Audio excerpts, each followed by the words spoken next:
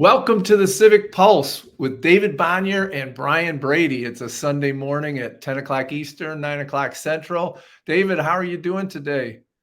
I'm okay, I guess. I'm up. The sun is out. It's cool here for a change. It's been in the 90s, so I'm feeling all right. Although I'm not real too happy about what's going on in the world and in our country, but we can talk about that. We will talk about it. Yeah, I'm feeling pretty good too. I've had a couple cups of coffee. I'm on my 30-day alcohol cleanse. So All right. I have more energy in the morning. It's a nice, I kind of miss the wine, but I like the energy in the morning. I might have to. It's always a trade-off often. It is. So today's a special episode because you and I have been debating offline a little bit what the Democratic messaging should be, how they should be handling the Epstein scandal, and whether they should say, what they should be focusing on. And you and I have slightly different opinions, or maybe significantly different opinions. And when talking to friends and family, I said, "Oh, that'd make a good show. You guys discussing and debating that." Yeah. So we're going to debate it. Okay, let's go. So the frame is, we want to win back the Congress in 2026. Right. And about 440 days until that election. What's the messaging? What should we be focused on? And how much should the Epstein story be part of that messaging? I'm going to hammer the Epstein story. You're going to take the opposite side on this. And we will start with some opening statements, a few rebuttals, and then we'll see if we've persuaded each other at all. Okay. All right, you're up first. Swing away. Well, first of all, I think it's important that our party realize what a serious problem we have electorally in terms of our base. We lost 20% of our base during this Trump phenomenon. They just left because they didn't think people cared about them. And them often tends to be non-college graduates, people who may have tried college for a little while but didn't finish or didn't even bother to try because they couldn't afford it or for some other reason. They are the majority in this country. And we've got to understand that if we want to have a Democratic Party that has values that revolve around work and the dignity of work. So I think that has to be number one focus. Mondani in New York has got some of this figured out because he's talking about affordability. If you can't afford to put food on the table, if you can't afford childcare for your children, people are not going to accept you as a party if you're not talking about that, if that doesn't become a top issue. So I think it's very important that we stick to the things that people care about that are basically essential to them economically. If you're a senior, it's Medicare, maybe Medicaid. Those are huge issues. Social Security protection. If you're a worker, it's wages, it's the trade policies or the lack of them that we've had in this country by both Democrat and Republican administrations. Those kinds of issues are significant in people's lives. And we've lost sight of that. I mean, these scandals that we'll be talking about in a second, they're important. Somebody should be talking about them. But we always have to remind ourselves, it's the economy. Stupid, I think, is how we ended the quote. I wouldn't say that, but we have to keep reminding people it's the economy. It's your pocketbook. It's your ability to provide for your family. And if we don't do that, we're going to continue to lose people and we'll drift as a minority party for decades. That's my sad prediction. It doesn't have to be that way. We need somebody to stand up and be a leader on this and strong on this. Amen.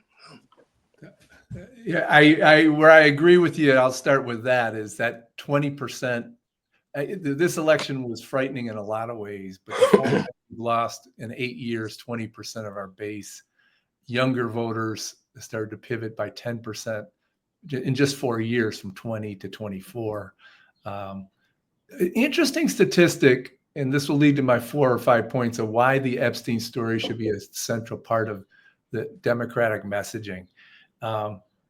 Over 65, we actually gained 2 points.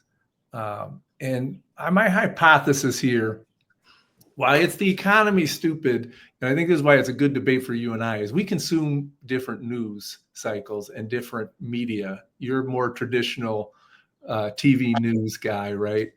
I'm more on social media and alternative. And if you look at, I think Harris held the over 65 vote and increased it because those folks were getting most of their news from the legacy media outlets.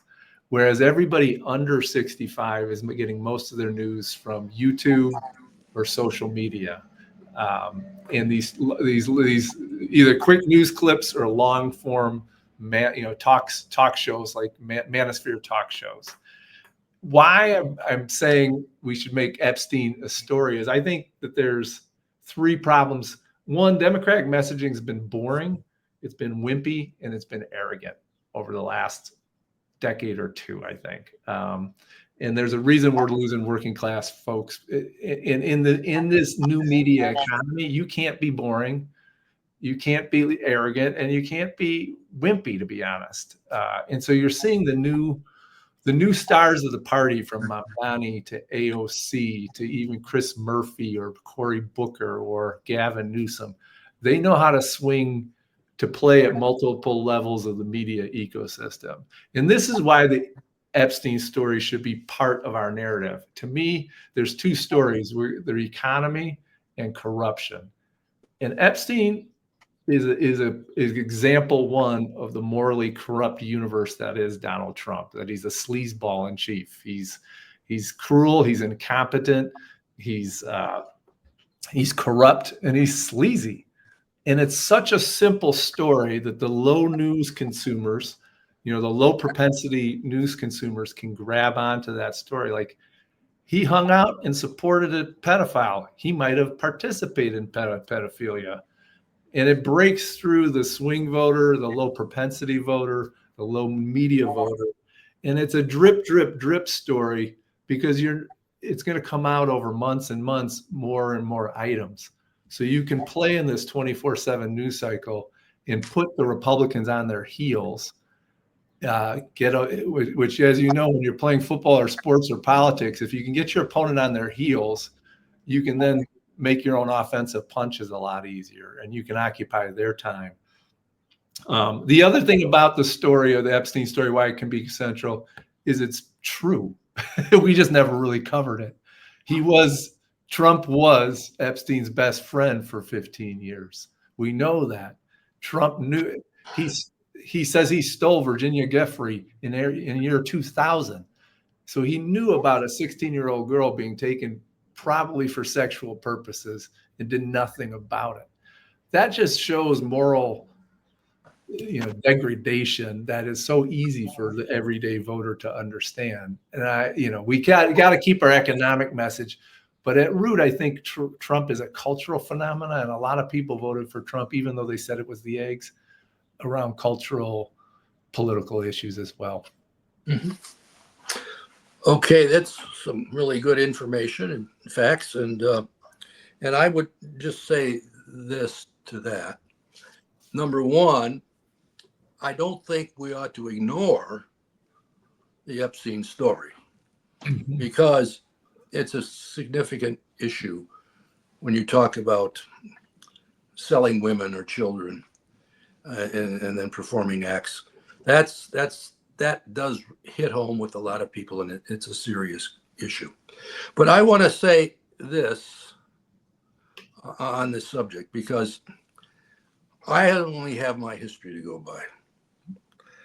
And in the 1990s, Bill Clinton was hit left and right and right and left over his handling of the Lewinsky affair and other affairs that arose as a result of that. In the 1998 election, off-year election for Congress, Mm-hmm. which we thought we were going to get creamed. And that's all that the Republicans and Newt Gingrich hit upon was this issue. Mm-hmm. Not all, but primarily. This is where they went. We picked up seats, unusually. Mm-hmm. And I can tell you from that summer that Judy and I walked 157 miles around our congressional district with a backpack and a sleeping bag, and we stepped in people's houses, and we just talked and talked and talked to people, and we wanted to know what they felt about Clinton. Should he be impeached? Very few in my swing congressional district, that's very typical of the country, wanted him to be impeached. I would say it was overwhelmingly no. Why don't you guys talk about stuff that we're really interested in instead of this stuff? Mm-hmm. So, the end of the thing was that we ended up picking up a couple of seats and got very close, and then we lost it all in 2000 in the presidential race. But this is an issue that's significant. It's important. It can't be ignored.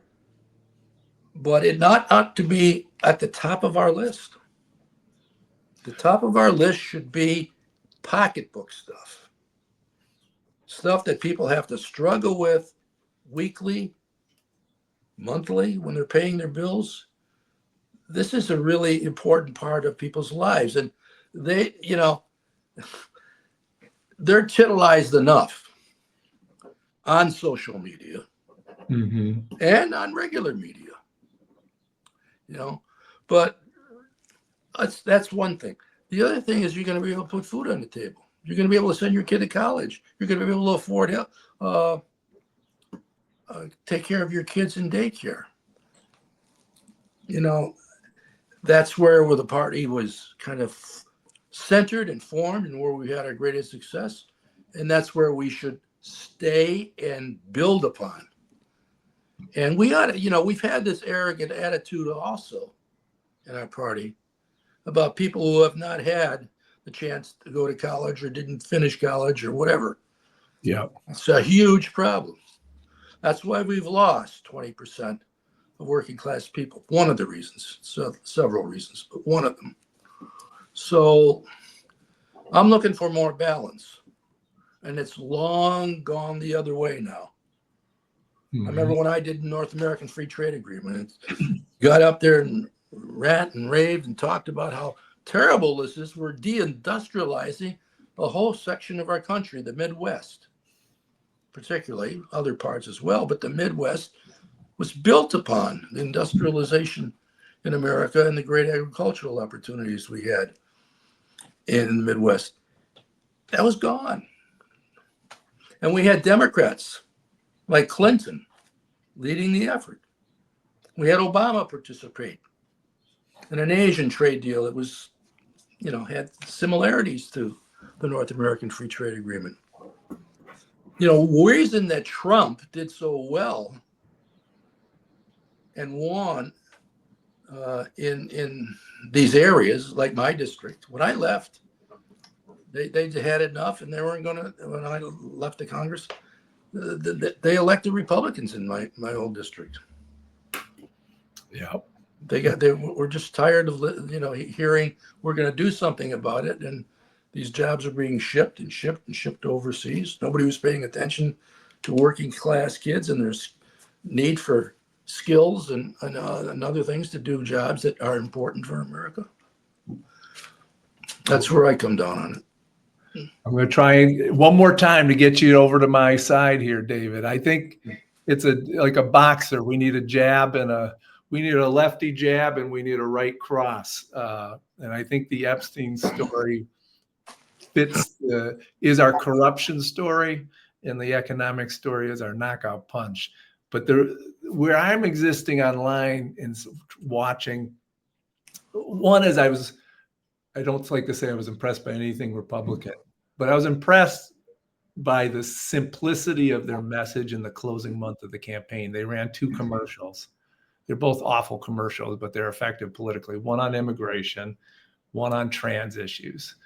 And in many ways, it's hard for us Democrats to realize this because we live in our own bubble. But a lot of those swing voters and low propensity voters, he was able to make the case that he's the candidate for safety and for morality and pocketbook. And I would say that although we like to say people vote their pocketbook, I think they actually vote. It's a very tribal country. They vote around safety. They vote around morality. They vote around who's appealing to their tribe as much as they do the economic piece. I think there's something to that. I don't disagree with you on that. I've always felt that we shouldn't expect people to vote just because we're Democrats and we have a more populist, progressive view of the economy. We shouldn't expect them to be for us for that. There are other things in their lives that are important too. So I would agree with you on that. But in the end, when they've got to meet those bills or make the decisions whether kids go to school or not, or have daycare, that's going to trump. Excuse me, saying that, but it's going to trump, and but we've got to be able to have someone who can deliver that message. Yeah, and it's interesting. I'm keeping my eye. There's 3 Manosphere YouTubers who get millions of views. Right, Joe Rogan is the second rated. It used to be the top rated podcast. Got knocked off by Midas Touch. I don't know if you watch Midas Touch, David, but no, I've missed him. It's a Midas Touch is some upstart brothers. The Misalis brothers started it, and it's now the highest rated political show, really on all TV. It's on YouTube. I'm going to send you it. But Joe Rogan is number 2. Another highly rated show is Andrew Schultz, and another one is Theo Von. And they're basically Manosphere shows where a lot of young men get a lot of their social cues and information. Yeah. And what's interesting to see is the Epstein story has broken through there and has caused that group to turn on Trump. So I guess my data sample is skewed. My perspective is skewed on this, that, if you look at young men, Latino, Black, white, a huge swing to Trump in this last election. No question. Yeah. And we have to face that, but and there's something about this story. Maybe it's just the moral degradation of raping young women, raping girls, not young women, raping girls offends men, which is a good thing. And so there's a simplicity to that message. But Brian, we've had all of this before. We went through 2 years of constant television about the trials of Trump and his, activities with women and, rape, all of this stuff. Yeah, did we though? Because I think we went through the Mueller report, which I thought was, you had Rachel Maddow talking every night about how the Mueller report, Bob Mueller was going to end the presidency. I never bought into that. It was too dull of a story. Yeah. And, even the first impeachment around Ukraine, they're wonky, boring stories for the low propensity voter. But raping girls is not. And that's where I think there is a contextual difference, and that this one has shattered the worldview of a lot of the right and the center. Well, if you're correct here, that may be why there is supposedly, I don't know that there is, but the reason why there is such a division within the Republican MAGA ranks now on this. And I don't expect the division to hold, and I don't expect that story to be dominant. I think it will already starting to fade a little bit. We will see. We're going to check in on this. One last thing I'll leave you on is Marjorie Taylor Greene. I think she has her pulse on the MAGA heartbeat and is a little willing to take risks, because I think she's pissed that basically the women in the MAGA movement get pushed into second, third tier status, not surprisingly, right? Right. And she's starting to fight back on one of the few Republicans, and she is sort of full go on releasing the Epstein files, which to me is a sign that there's trouble. there's division, like you say, in MAGA world around this issue that we can exploit. I don't think they're going to get released, and I think it will fade. And I think that is one of the things Trump has been most successful in his whole life, not on his political career, but his whole life. He's good, not good, it's a lousy word to use here. He's talented at moving things off the table. And we'll see what happens. He's very talented at trying to flip the news story of the day. I think that's his greatest gift, is knowing how to manipulate the press. So this is the one story I've ever seen him fumble continuously. So I'm hoping, we'll see what happens here, and we'll keep coming back to that. The last few minutes of the show, we'd be remiss if we didn't talk about what's happening in Gaza, because seems to be a sea change happening in the Democratic Party. You saw this accurately in my mind 30, 40 years ago, David, that the Israeli government was oftentimes committing war crimes, right? To be simple. And now with Gaza, it seems like it's committing genocide.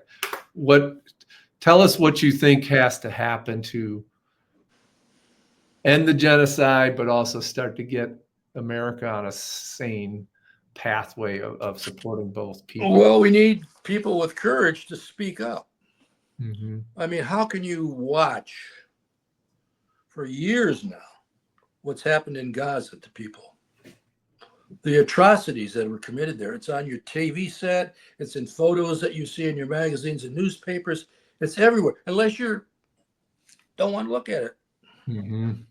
And there are a lot of people that don't want to look at it and don't want to think about it, and that's not going to be a part of their life. And in the meantime, Netanyahu, his military and civilian leaders who are in cahoots with him, they're killing tens of thousands of innocent children, women, elderly people. And I wrote right after the attacks on the Jewish community by Hamas, that I wrote a piece 2 days later. Mm-hmm. It was published, that the Hamas leaders ought to be apprehended, and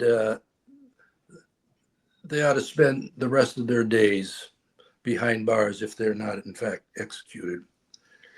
And I said regarding Netanyahu, I said his history here is kind of right in line. I'm going to wait. I'm not going to say anything, but I've been a very strong critic of his for decades. Mm-hmm. I had a very big argument with him in my office once, and in the Capitol, U.S. Capitol, and I was wondering what exactly he was up to, and then we know. Mm-hmm. 60,000 people have been murdered. And so I think it's terribly important that we speak up. And that means people who normally don't speak up on these issues. Mm-hmm. They've got to face it, because it will be with us. It'll be a stain like slavery, and that magnitude of stain on our history if we don't. We were, as a country, complicit in this. We provided the bombs, we provided the intelligence. We shamefully were one or half a dozen votes in the UN voting to allow this to continue. It's just horrific. And I think there's going to have to be an accountability of leaders of this country and what role they played. I'll say this: I've not personally ever been a great fan of Bernie Sanders, although I do like a lot of his politics. Mm-hmm. And I will give him credit, and I'll give AOC credit for standing up on this issue, for speaking about it, and for the vote that they had last week, in which 27 Democrats, the majority of the Democrats in the Senate, voted to shut off aid on these weapons to Israel. That was historic, and we didn't win, but it was movement. And we've got more people to have to speak up about this, and they have to be strong. I watched the last week. I can't think of her name. I was watching the Amanpour Hour, and who I have a high regard for. Her as a woman and her show. I think it's the best show on television. She's excellent. Yeah. She's really good. And she had this woman and another person a physician, the two organizations that came together and issued, Jewish organizations that came together and issued the report that they thought what was happening was genocide. And she had the most anguished look on her face. I almost was in tears just watching her, the pain that she was suffering because, she was being attacked. Yeah. Speaking out. She kind of intimated that she didn't know if she could stay in Israel and raise her son there under this circumstance. She had the courage to stand up. And there were people in Germany who did that too. They had the courage to stand up. It's very important when these kinds of things happen, whether they're in Germany or in Bosnia or in Kosovo or in Israel, or certainly in some of the Arab countries that have engaged in this kind of behavior. People need to speak up.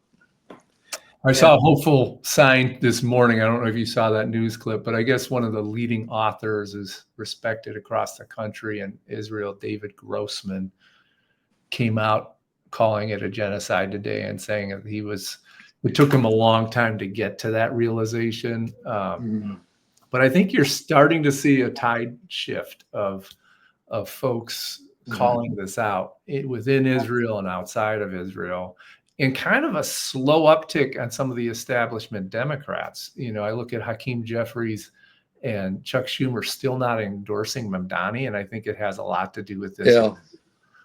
I think I think it's unethical what they're doing, but I think they're misreading the vote. I don't think Jewish voters in New York are pro Netanyahu. No, not at all. Yeah. I mean, I shouldn't say not at all. Yeah. There's a lot of them are. Yeah. But they're divided. And there's a lot of people in the Jewish community who are, sick about this, as they should be. Yeah. And, but they came at it slowly, very slowly. Yeah. And the result was what we now see. And we'll, never be able to overcome the shame of what's happened in our country or in Israel. It's just been atrocious. When I was in Israel, I took a trip to Israel once. I can't remember the year it was. It was in the 80s. It was the Lebanese war. It was Civil War. It was in 82 or 83. I can't remember. But I met with Sharon. Mm-hmm. I met with the prime minister. It wasn't Begin back then. Begin, thank you. And one other one.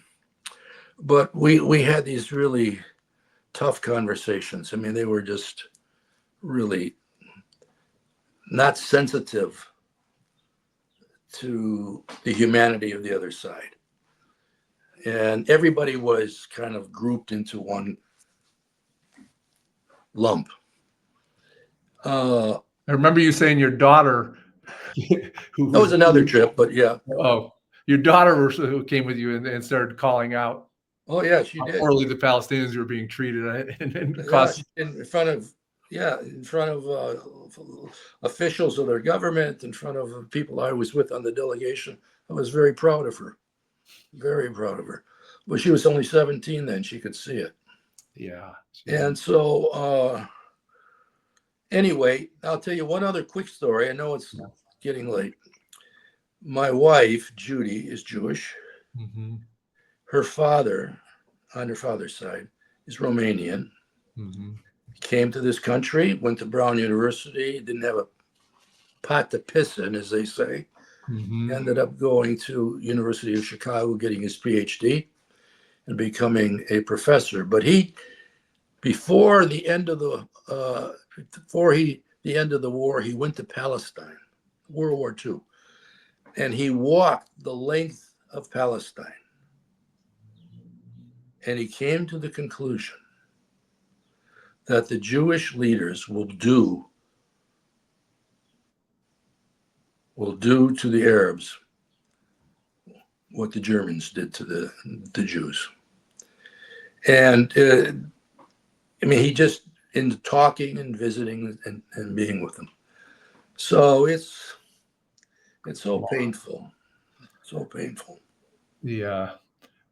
Well, the next week we're going to have on Al Jabbar again, who is this Californian political official who, before the election, warned us that Harris was going to lose a good chunk of Muslim voters over Gaza, and she did in Michigan, et cetera. And Trump, Well, I wrote about that too. I don't know if you remember. I said I that's going do. to happen. Yeah. I said it's going to happen. I wrote a letter to Biden. A dear friend, colleague, we were both in the Congress together. I said, you're doing really good on this, and you're doing good on this, and you're doing some really good things for economies. We got to get our message out about it. But you're going to lose the election. Your numbers are in the toilet, basically. and in Michigan, and then I try to explain to him that it's a small percentage of our voters, but it's a significant percentage. Well, that's what he lost the election by, or we lost the election by in Michigan. And we couldn't get the vice presidential candidate we had, who I like, but she wouldn't separate herself from Biden.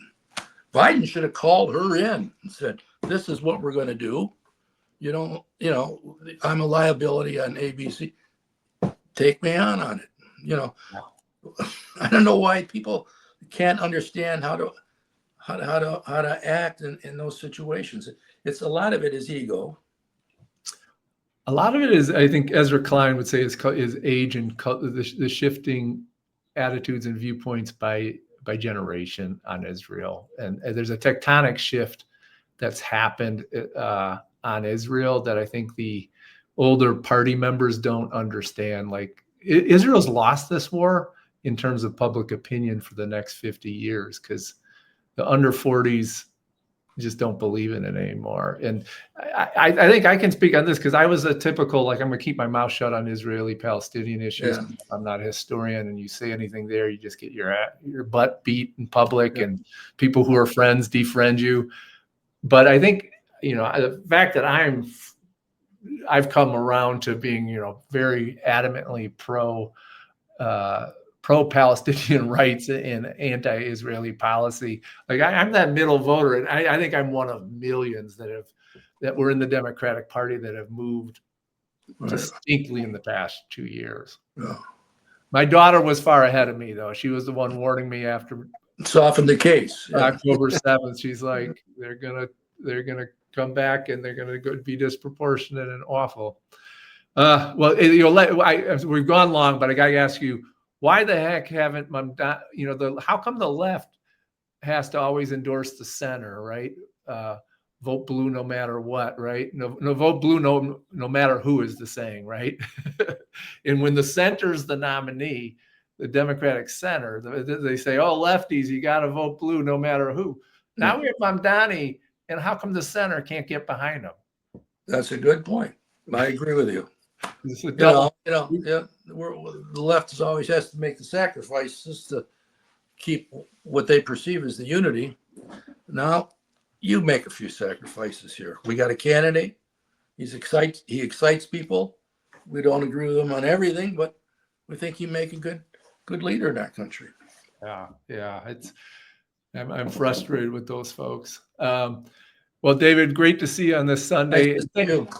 By the way, I will note that you've won 16, 17 elections, and I haven't won an election since my middle school city council race. So I lost the school race too once. Stuck with me. So I appreciate you taking the time to debate an amateur, but it was fun. Oh no, you're more than an amateur. I'm a professional amateur. You do well. And you make me think when we argue about these things or we discuss them. So that's good. That's important. That is good. Well, have a great day. Say hi to Judy. Thanks for watching. Okay. Share your thoughts. If you're still watching, share your thoughts underneath in the YouTube comment section. Okay. Take care now. Bye-bye.